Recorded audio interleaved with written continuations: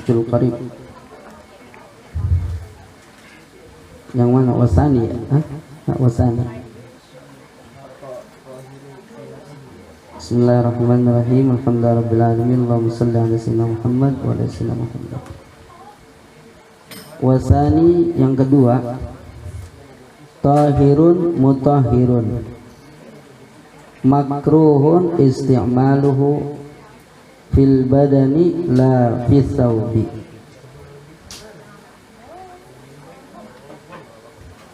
Yang kedua, jenis air kedua nih, kan air 4 macam.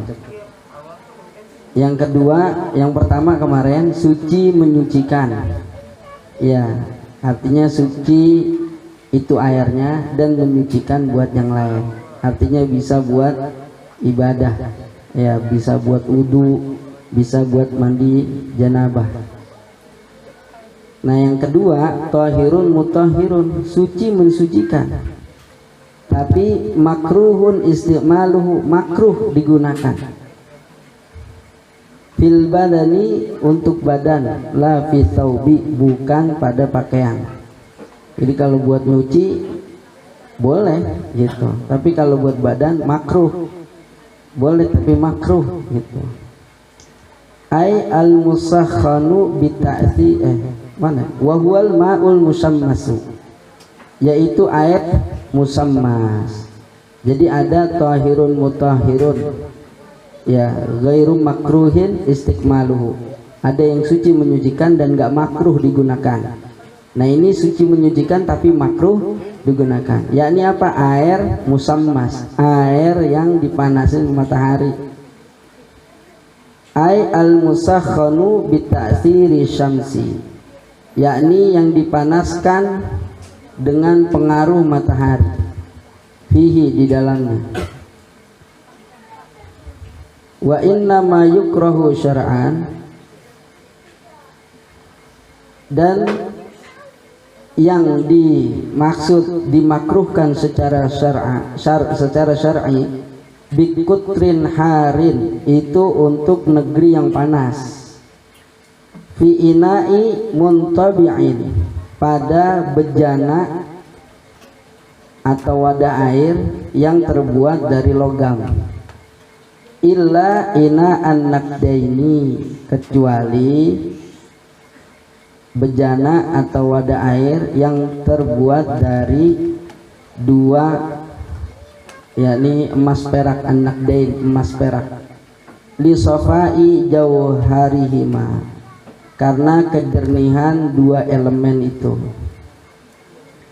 ya emas perak. Jadi begini, kalau umpamanya kita pakai toren dari mana? Plastik kan? Ya, itu panas berarti enggak, dia tidak makruh, ya enggak makruh digunakan.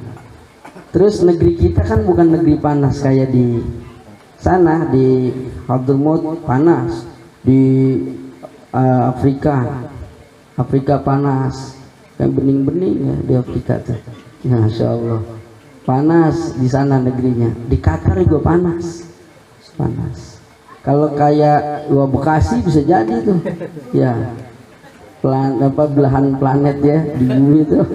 Bekasi Masya Allah panas juga, tapi enggak jadi negeri panas. Kalau panas masih gitu. Kalau di mana? Kalau Jepang ademnya. Dulu kita di Tokyo tuh, ya Tokyo, ngapain dagang panggal. Jadi apa, kalau yang negeri adem enggak ya, atau kita kan tropis kita. Nah, jadi enggak, ini negeri yang panas.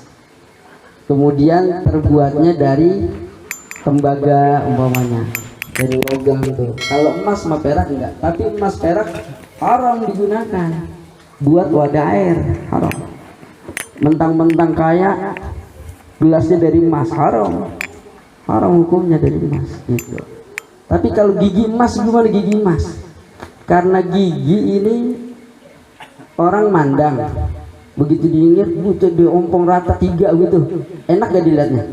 Kagak kan, loh itu nyeplos amat romanya, ya kan? Kalau ngomong bos embus sudah, ya nggak bisa ketahan lagi tuh angin. Jadi kalau ngomong shot ngempos, nggak bisa shot dia. Itu bagaimana? Kalau dia punya duit pakai gigi emas masih boleh tuh. Masih boleh.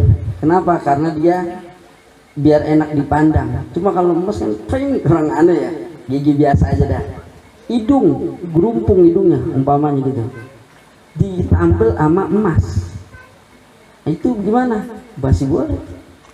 Masih boleh. Mohon maaf, bibirnya di sini sumbing ditampil sama emas umpamanya, masih boleh tuh. Kenapa? Karena orang berhadapan biar enak mandangnya. Itu masih boleh. Gitu. Kalau mau ditampil sama kulit lagi boleh. Cuma dulu pernah kan kejadian tuh, ya ditampil sama kulit, diri naik begini, naik mulu. Itu orang bibirnya ngapain jadi kayak jadi bibirnya anu mulu gitu, nggak bisa lingkem, nggak naik mulu gitu gitu. Itu kulit apa ya ternyata? Jadinya kulit orang bekas hitam gitu ditaruh. Ini saya lihat perempuan naik gitu.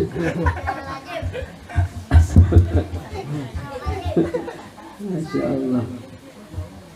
Nah, jadi apa dokter kalau pakai bejana dari emas perak nggak boleh ya. Tapi seandainya itu air di bejana emas perak kena panas matahari, airnya nggak makruh digunakan. Wa idza burrida zallatil karahatu.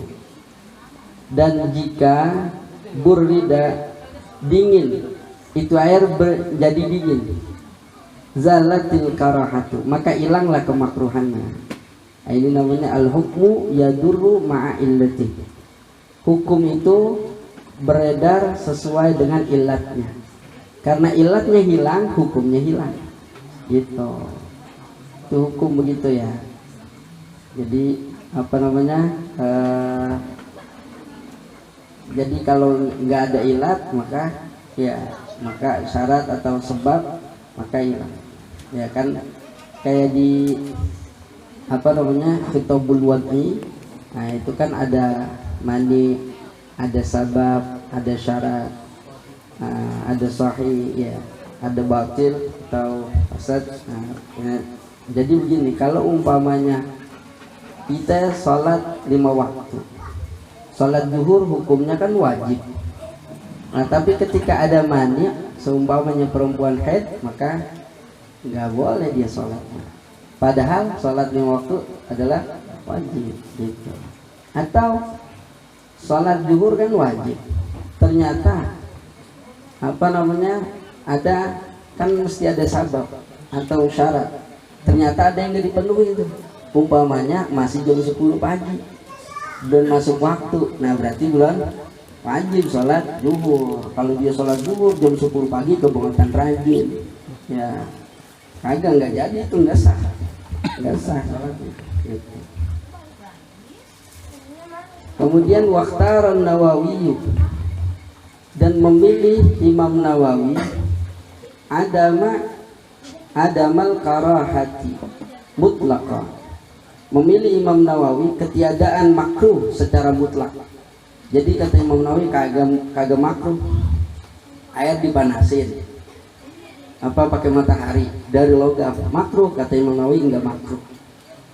Kenapa? Karena beliau itu ngambil dari dalil. Jadi dalil yang tentang musammas, air musammas itu menurut sebagian muhaddis, ya para orang-orang yang ahli dengan hadis, itu dhaif hadisnya.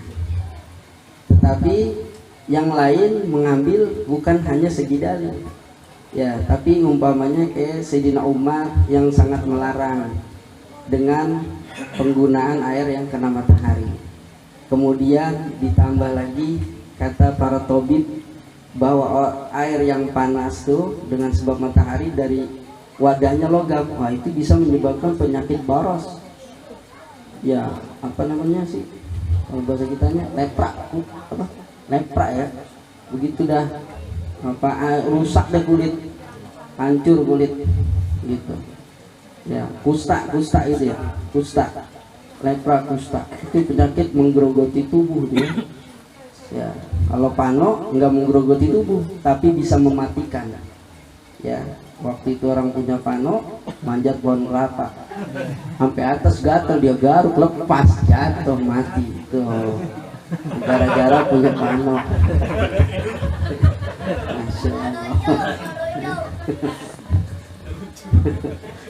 Jadi walhasil gitu apa namanya kata Imam Nawawi nggak makruh ya karena melihat sekitarnya. Tapi muktamad dalam mazhab Syafi'i makruh. Kalau ada pendapat Imam Nawawi dan Imam Rafi'i, ini namanya Syekhani. Jadi Syekhani ini kalau dalam ilmu hadis itu yang dikenal Imam Bukhari, Imam Muslim. Ada Syekhan dalam fikih mazhab Syafi'i, yakni Imam Nawawi dan juga Imam Rafi'i. Ada juga yang kesinian, nah ini Imam Ibnu Hajar dan juga Imam Romli.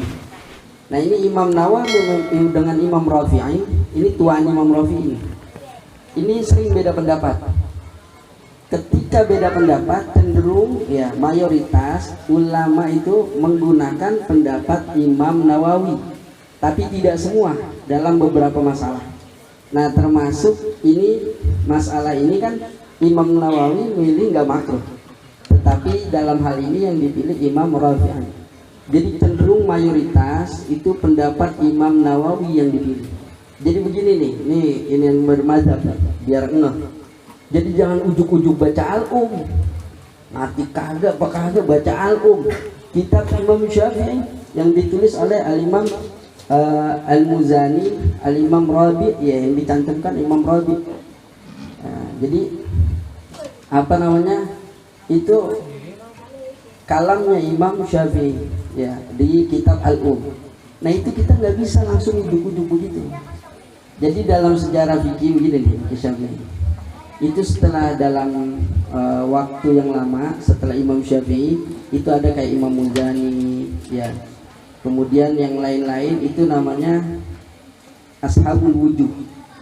Ya, bukan mujtahid mutlak, tapi mujtahid madhab. Setelah itu tuh kurang lebih 400 tahun setelah beliau wafat pada itu berkeliaran dah kitab-kitab karangan yang mengaku itu adalah mazhab Syafi'i. Kemudian lahirlah seperti Imam Rafi'i, yakni Abu Qasim, nama beliau Abdul Karim bin Muhammad ibn Abdul Karim Ar-Rafi'i, yang lahir tahun 555 Hijriyah, wafatnya 623 Hijriyah. Nah ini beliau mulai menyusun ngerapihin mana yang benar-benar bermazhab Syafi'i. Nah beliau lah yang disebut dengan ulama tarjih gitu. Jadi enggak kalau yang langsung kepada Quran dan hadis itu namanya mujtahid mutlak. Nah itu imam madhab yang mengolah perkataan imam, yang memahami perkataan imam, itu disebut dengan mujtahid madhab atau ashabul wujuh, seperti Imam Muzani ya, Al-Imam Buaiti. Nah setelah itu baru yang memahami dari pendapat-pendapat itu dirajih, ditarjih, yang mana yang paling kuat nih argumennya. Nah, itu namanya ulama tarjih atau mujtahid fatwa. Nah ini Imam Rafi'i, Imam Nawawi gitu tuh, itu ada kelasnya. Makanya para ulama kalau mau ngikut mazhab Syafi'i ngikutinnya lewat Imam Nawawi, enggak langsung ke Imam Syafi'i gitu, paham ya? Makanya jangan mau dikelabui nama Wahabi. Tuh Imam Syafi'i ngomong begini, enggak begitu. Imam Syafi'i ngomong begitu maksudnya kemana? Lihat Imam Nawawi, bagaimana maksud perkataan imam itu, yakni Imam Syafi'i gitu. Jadi jangan salah sangka kitanya gitu, paham gak nih? Jadi nggak ujuk-ujuk, apalagi langsung ke Quran dan Sunnah, wah enak kejauhan tong. Ya kagak paham kita, ya ngerti kagak kagak urusan Quran langsung sono enggak. Nah ini jadi Imam Rafi'i dengan Imam Nawawi. Duluan Imam Rafi'i, Imam Nawawi namanya Abu Zakaria atau kadang disebut dengan gelarnya Muhyiddin. Sekalipun dalam riwayat beliau kurang suka disebut Muhyiddin gitu. karena menghidupkan agama kayaknya terlalu gimana gitu, terlalu wah lah gitu, jadi beliau kurang ini. Syekh Muhyiddin Abu Zakaria Yahya bin Sharaf An-Nawawi Ad-Dimashqi atau Ad-Dimashqi, itu Imam Nawawi, bukan Syekh Nawawi. Syekh Nawawi Al-Bantani, ini Banten. Lain lagi, ini apa namanya, Imam Nawawi. Nah, Imam Nawawi lahirnya itu sekitar 631 Hijriah, wafatnya 676 Hijriah. Nah, ini dua-duanya orang alim. Ya, Imam Rafi'i ketika lagi nulis kitab Al-Muharrar itu padam lampu semua. Akhirnya apa? Beliau nulis di pekarangan rumah yang di situ ada kebun anggur. Itu semua anggur nyala semua, jadi kayak lampu. Jadi beliau nulis enak. Itu karomahnya beliau. Kalau Imam Nawawi, beliau itu salah satu yang makannya sekali doang, habis sholat isya makan, ntar minumnya lempengan waktu sahur jam 2 jam 3 baru minum. Yang bagus begitu, emang minum rada lamaan kita, apa makan minum. Nah, itu gak bagus buat pencernaan. Yang bagus makan, ntar minumnya ntar. Ya, dulu saya punya guru tuh Abu Agil, kalau bisa sejam baru minum. Masya Allah, celeng juga kita, kagak biasa ya. Ya, seret ternyata. Ya paling nggak dicoba dulu lah 10 menit ya, habis makan baru minum, itu latihan. Itu bagus, ternyata tuh ada zat-zat apa namanya tuh di lidah kita tuh, yang dia justru mengolah makanan jadi obat lah. Gitu. Jadi jangan buru-buru dicampur sama air. Campur sama air akhirnya nggak jadi manfaat lagi gitu. Kayak yang bagus begitu, makan minumnya ntar-ntar gitu. Kuat gak kita gitu? Jadi makan ntar nih, makan jangan yang minum ya. Gimana kira-kira? Ntar minumnya menjelang subuh gitu. Bener ya, kita belum sanggup. Itu beliau begitu kerjanya.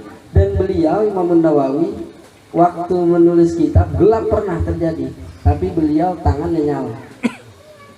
Tangan beliau nyala, Masya Allah. Kita juga begitu, iya kan? Gelap kok, tau-tau nyala, cuma ada petromak gitu ya.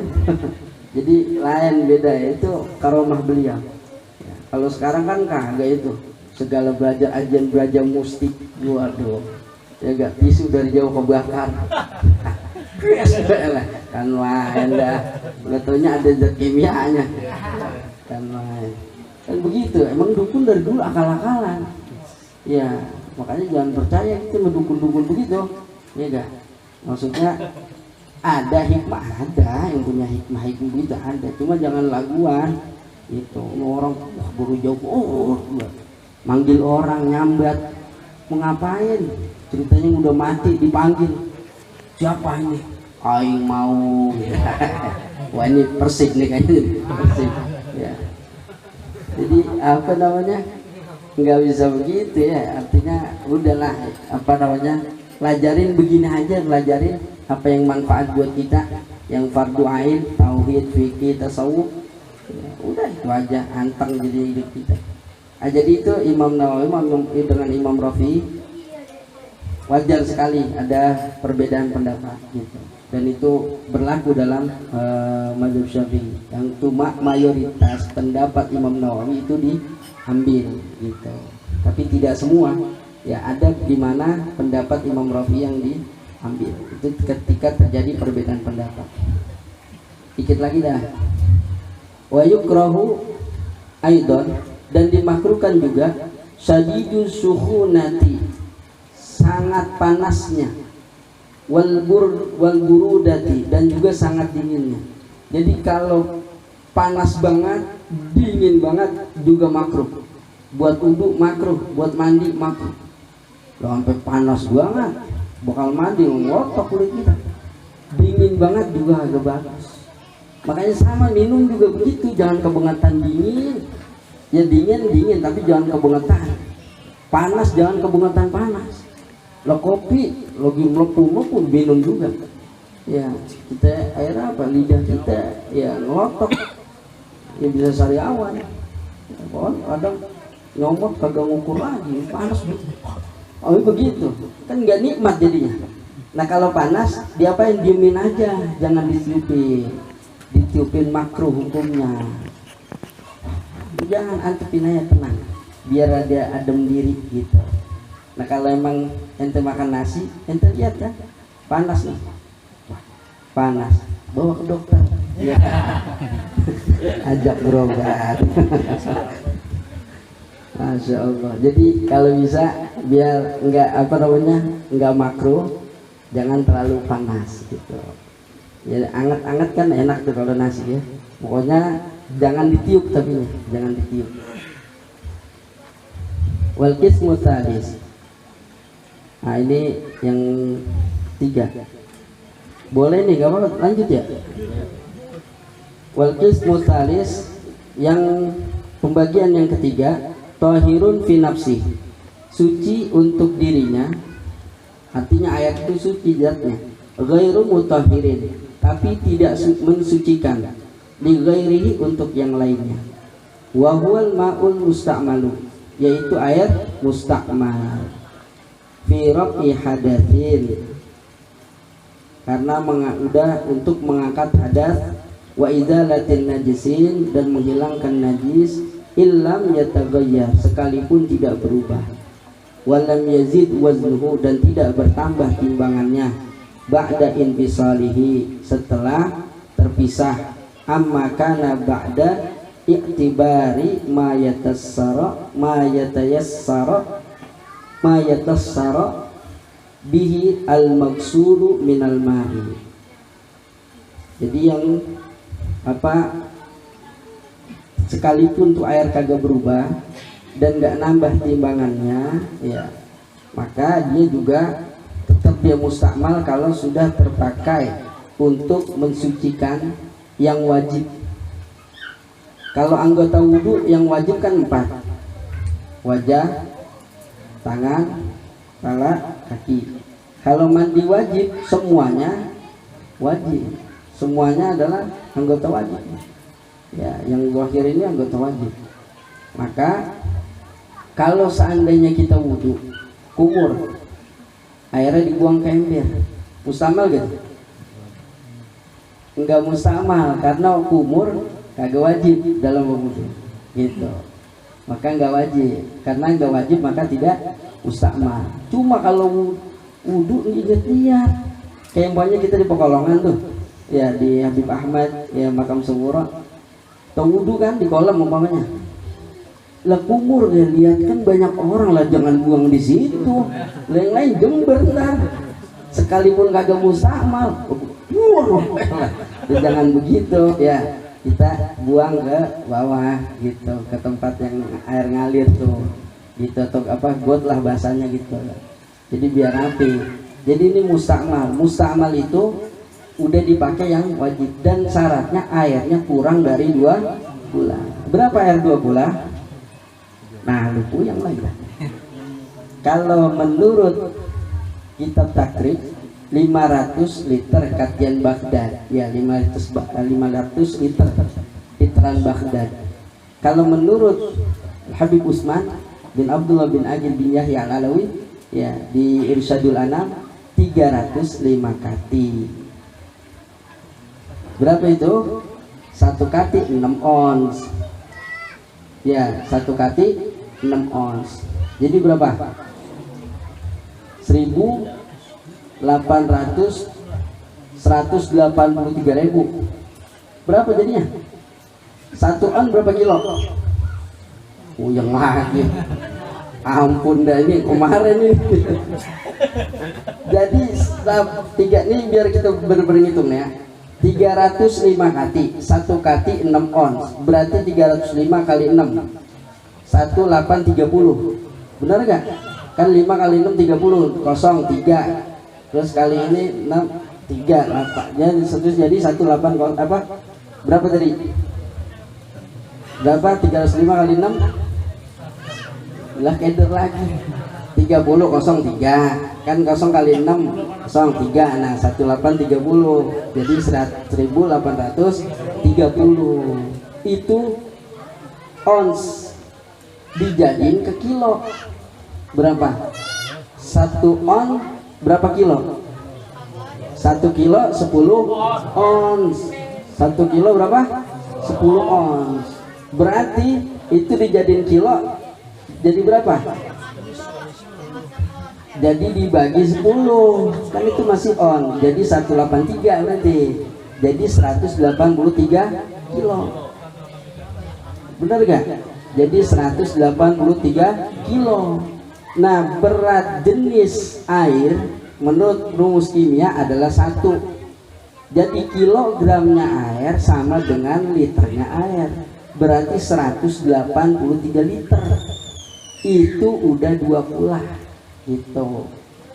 Nah, terus di fikih-fikih sumpahnya fikul wadih itu gampangnya kalau kita punya kolom 60 kedalaman 60. Jadi berapa volumenya? Berarti volumenya gimana? Volumenya itu gini, panjang kali lebar kali tinggi. 60 kali 60 kali 60. 6 kali 6 36 kali 6 lagi 216. Benar gak? Ah, payah banget dah. Waduh, ente bisa salah ngembaliin kalau gitu. Waduh. 216 nolnya 3 216.000 kan begitu sentimeter kubik. 216.000 cm kubik. Nah, 1 liter itu sama dengan 1 desimeter kubik. Menurut matematika begitu. Berarti dijadiin desimeter kubik dulu. Berarti berapa? Naik apa turun itu desimeter ke sentimeter? Sentimeter ke desimeter naik. Naiknya 1 tangga, 2 tangga, 3 tangga. Naik 1 tangga. Mau gimana? Kan sentimeter desimeter. Aduh. Coba kilometer, hektometer, dekameter, meter, desimeter, sentimeter, milimeter. Jadi sentimeter ke desimeter naik atau turun? Naik. Naik berapa? 1 tangga. Tapi itu kubik. Berarti kubik berapa? 1000. Kalau persegi 100. Ya kan, kalau naik 1 tangga kan 10. Nah, tapi kalau persegi berarti 100. Kalau kubik berarti 1000. Berarti 216 kurangin 03-nya tuh. Coret udah. Jadi 216 desimeter kubik sama dengan 216 liter. Jadi 216 liter itu berarti lebih dari 2 pula. Aman udah itu. Nah, terus kalau bagaimana kalau tabung? Nah, lihat dikasih patu saja bahwa yang namanya dalamnya tabung itu mesti ukurannya 2,5 jiro. 1 jiro menurut Imam Rafi adalah 44,8 1 jiro. Berarti 2 jiro setengah berapa?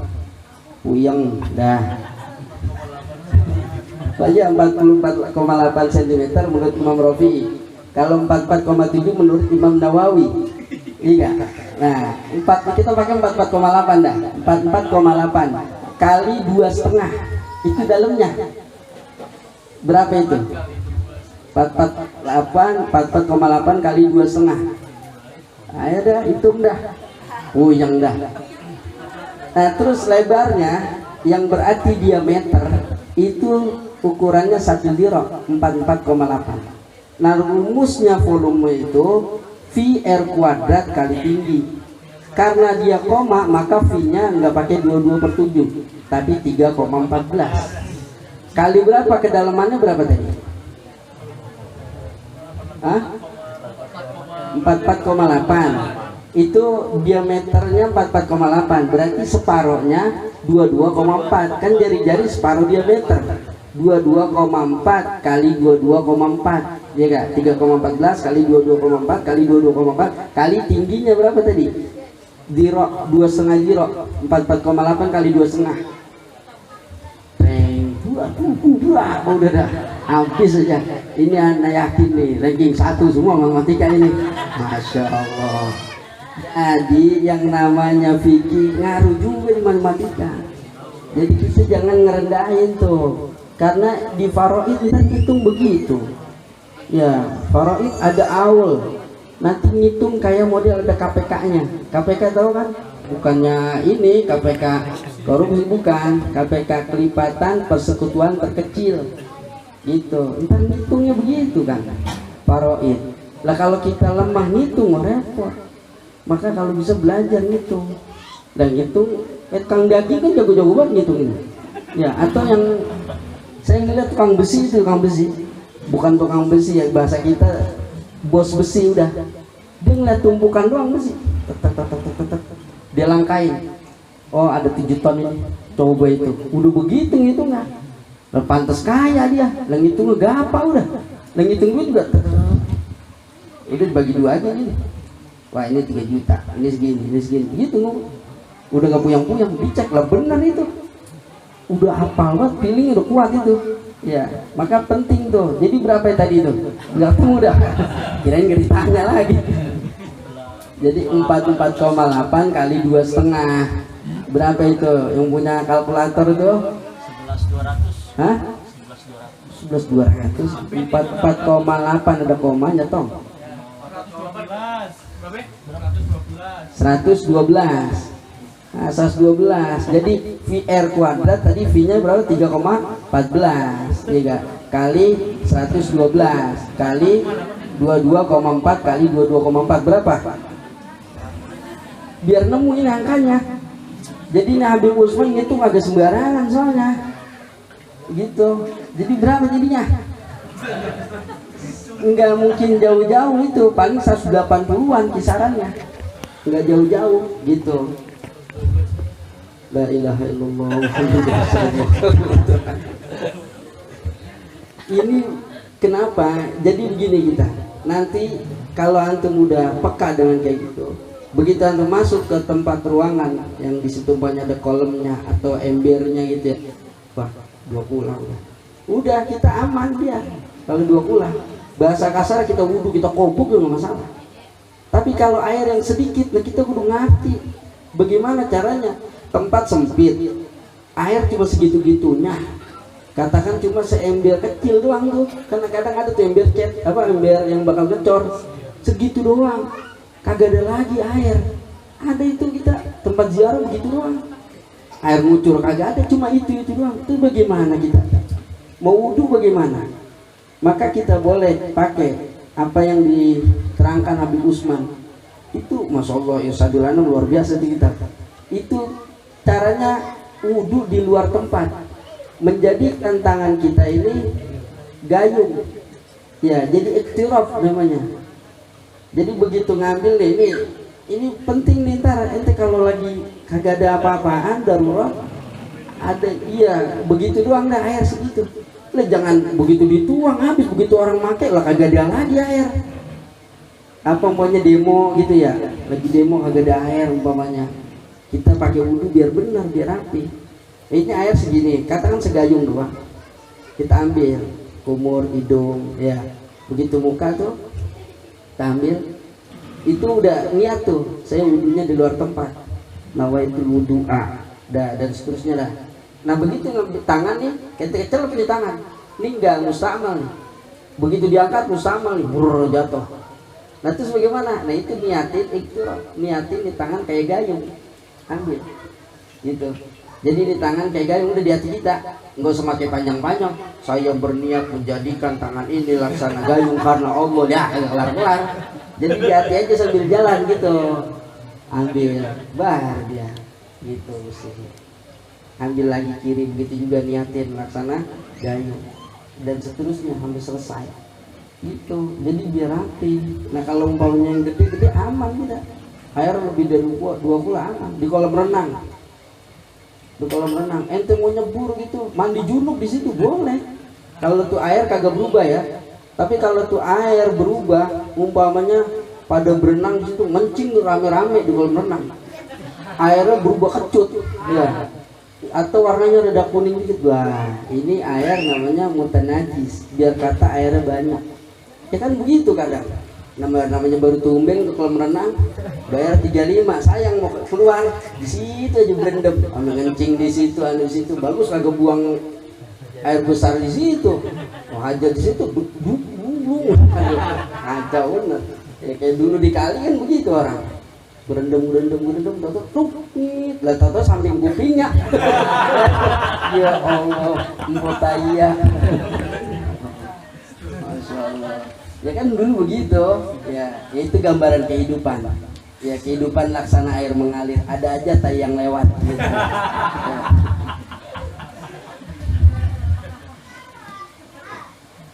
Wal mutaghayyiru tsumma qala wallahu a'lam. Mudah-mudahan manfaat buat kita. Doa.